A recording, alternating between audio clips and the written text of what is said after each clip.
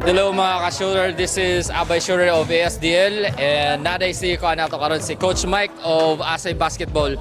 So, Coach Mike, congratulations. Nakakuha na gid kag usa ka category which is the 14 Under. Yes, 14 under category. Congratulations again.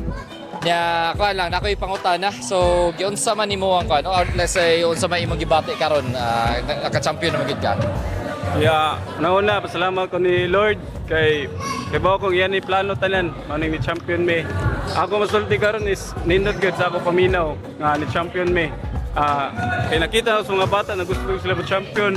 Kita ko sa depensa, halag mga paksi ng tuhod, gaiban. So, mao nang di ko mahibong nga ni champion me karon kay nindot may lagi pakita. Maura to. Right. Grabe.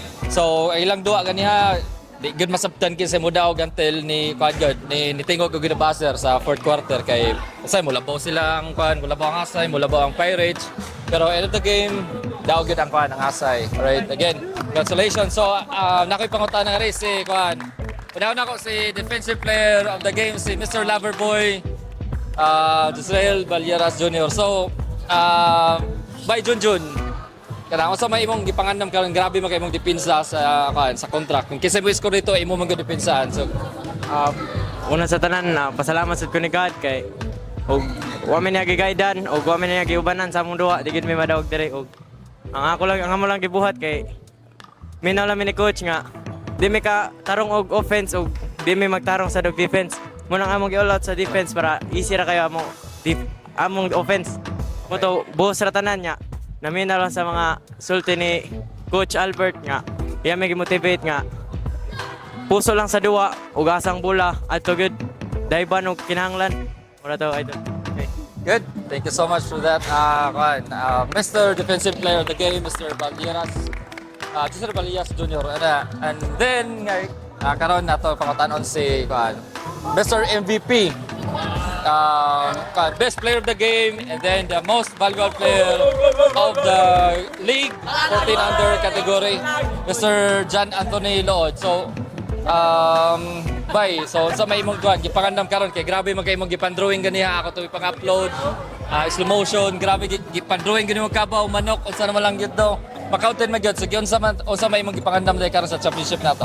Na gyud is ako gipangandam is panjud kining pangandam gud ko nga ma-condition gud ko nya extra shooting then syempre ako sa center si God permente kay wala kay mabuhat ug wa siya then ako ipangandaman sa ako team nga madaog gud mi nagtinabangay mi di may madaog ganiya ug wa mi nagtinabangay then mamino sad sa mga gipangtudlo ni coach then coachable lang permente then and amo gibuhos tanan prayer ni Lord then gihatag ni Lord grabe dako kay magpasalamat ni Lord wa may mabuhat ug wa siya.